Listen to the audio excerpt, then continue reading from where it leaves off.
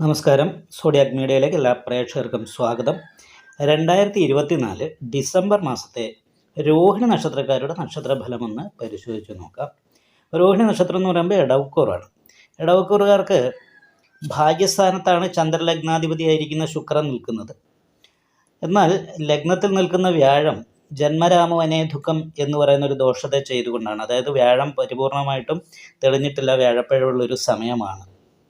ലഗ്നാൽ രക്ഷാസ്ഥാനാധിപതിയും പൂർവപുണ്യസ്ഥാനാധിപതിയുമായിട്ടുള്ള ബുധൻ 7ാം ഭാവത്തിൽ നിവർത്തി സ്ഥാനത്ത് നിൽക്കുന്നത് കാരണം കൊണ്ട് ആഗ്രഹിക്കുന്ന രീതിയിൽ കാര്യങ്ങളൊക്കെ മുന്നോട്ട് പോവുകയും സാമ്പത്തികമായ നേട്ടങ്ങൾ ഉണ്ടാകുകയും ചെയ്യാൻ യോഗമുണ്ട്. എന്നാൽ വ്യാഴപ്പഴം ഉള്ളതുകൊണ്ട് വിഷ്ണു ക്ഷേത്ര യഥാശക്തി വഴിപാടൊക്കെ ചെയ്ത് നന്നായിട്ട് പ്രാർത്ഥിക്കണം.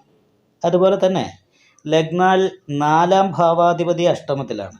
അപ്പോൾ വീട് വിട്ട് നിൽക്കുകയോ വീട്ടിൽ നിൽക്കുമ്പോൾ എന്തെങ്കിലും രീതിയിലുള്ള അസ്വസ്ഥതകളും പ്രശ്നങ്ങളും പ്രതിസന്ധികളും മുഖാന്തരം മാനസിക ടെൻഷൻ ഉണ്ടാകുകയും ആത്മവിശ്വാസക്കുറവ് പോലെയുള്ള കാര്യങ്ങൾ അനുഭവപ്പെടാനായിട്ട് സാധ്യതയുള്ളത് ഒരു സമയം കൂടിയാണ്. അതുകൊണ്ട് ശിവക്ഷേത്രത്തിൽ ശംഖാഭിഷേകം, നെയ്വിളക്ക്, കുവളമാല മുതലായിട്ടുള്ള വഴിപാടുകളൊക്കെ ചെയ്ത് നന്നായിട്ട് പ്രാർത്ഥിക്കുക.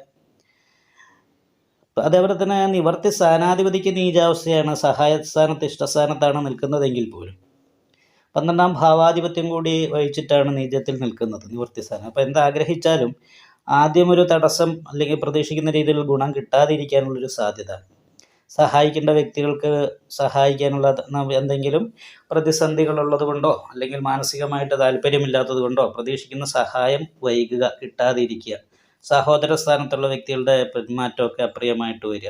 അപ്പം ഇങ്ങനെയുള്ള കുറച്ച് കാര്യങ്ങൾക്ക് യോഗമുണ്ട്. കാരണം കണ്ടകശനിയുടേതായിരിക്കുന്ന ഒരു ദോഷം കൂടിയുള്ള സമയമാണ്. അപ്പോൾ ശനിദോഷ പരിഹാരമായിട്ട് അയ്യപ്പ ക്ഷേത്രത്തിൽ നീരാജനം വഴിപാട് ചെയ്യുകയോ എള്ളുതിരിയോ എള്ളുപായസം കഴിപ്പിക്കുകയൊക്കെ ചെയ്ത് നന്നായിട്ട് പ്രാർത്ഥിക്കണം. ശനിദോഷം മാറിയാൽ, അതായത് കണ്ടകശനിയുടെ ദോഷം മാറിയാൽ ശശമഹായോഗത്തിൻ്റെതായിരിക്കുന്ന ഗുണം കിട്ടും.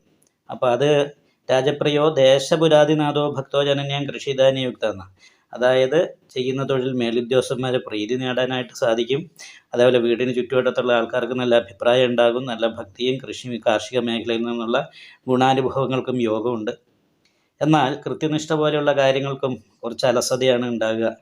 അപ്പോൾ അലസത, എല്ലാ കാര്യങ്ങളും നാളത്തേക്ക് മാറ്റിവെക്കുന്നൊരു സ്വഭാവം, കൃത്യനിഷ്ഠക്കുറവ്, ഇങ്ങനെയുള്ള പ്രശ്നങ്ങളൊക്കെ ഉണ്ടാകാൻ സാധ്യതയുണ്ട്. അതുകൊണ്ട് തന്നെ അതൊക്കെ തന്നെ ജീവിതത്തിൽ അനുകൂലമായിരിക്കുന്ന ഗുണഫലങ്ങൾക്ക് കുറവ് വരുത്താനും സാധ്യതയുണ്ട്. അപ്പോൾ ഇതൊക്കെ ഒന്ന് പ്രത്യേകമായിട്ട് ശ്രദ്ധിച്ചിട്ട് എല്ലാ കാര്യങ്ങളും പെട്ടെന്ന് ചെയ്തു തീർക്കുന്ന ഒരു സ്വഭാവത്തിലേക്ക് എത്തിച്ചേർന്നാൽ അനുകൂലമായ നല്ല ഗുണഫലങ്ങൾ അനുഭവിക്കാനായിട്ട് സാധിക്കും. മാത്രമല്ല ആത്മവിശ്വാസം, പല കാര്യത്തിനും ആത്മവിശ്വാസക്കുറവിൻ്റേതായിരിക്കുന്ന ഒരു പ്രശ്നമുള്ളത് കാരണം കൊണ്ട് ശിവക്ഷേത്രത്തിൽ യഥാശക്തി വഴിപാടൊക്കെ ചെയ്യുകയും പോസിറ്റീവായിട്ടുള്ള കാര്യങ്ങൾ മാത്രം ചിന്തിച്ച് എല്ലാ രീതിയിലും ചെയ്തു കഴിഞ്ഞാൽ എന്ത് പ്രവൃത്തി എടുത്താൽ ആ പ്രവൃത്തിയിൽ അഭിവൃദ്ധി ഉണ്ടാകുന്ന 100% ഉറച്ച വിശ്വാസത്തോടുകൂടി ചെയ്യുകയും ചെയ്തു കഴിഞ്ഞാൽ അതിൽ പറയപ്പെട്ട ദോഷങ്ങളൊക്കെ മാറി അനുകൂലമായിരിക്കുന്ന ഗുണഫലങ്ങൾക്ക് യോഗമുണ്ടാകുന്നതാണ്. അതുപോലെ ലഗ്നാധിപതിയെ ചൊവ്വ ദൃഷ്ടി ചെയ്യുന്നു എന്ന് പറയുന്ന ഒരു അവസ്ഥയുള്ളത് കാരണം കൊണ്ട് ചെറിയ പ്രേമബന്ധം പോലെയുള്ള കാര്യങ്ങൾക്ക് സാധ്യതയുണ്ട്. അപ്പോൾ അത് കാരണം നന്നായിട്ട് പ്രാർത്ഥിക്കുക, യഥാശക്തി വഴിപാട് ഒക്കെ ചെയ്യാനായിട്ട് ശ്രദ്ധിക്കുക. നിങ്ങൾക്ക് ഈ വീഡിയോ ഇഷ്ടപ്പെട്ടാൽ ലൈക്ക് ചെയ്യുക, നിങ്ങളുടെ അഭിപ്രായങ്ങൾ കമൻറ്റ് ചെയ്യാം. ജ്യോതിഷവുമായി ബന്ധപ്പെട്ട കൂടുതൽ കാര്യങ്ങൾ അറിയാൻ ഈ ചാനൽ സബ്സ്ക്രൈബ് ചെയ്യുക. ഞങ്ങളുടെ ഓൺലൈൻ കൺസൾട്ടൻസി നമ്പർ താഴെ ഡിസ്ക്രിപ്ഷൻ ബോക്സിൽ കൊടുത്തിട്ടുണ്ട്. ആവശ്യമുള്ളവർക്ക് കോൺടാക്റ്റ് ചെയ്യാവുന്നതാണ്.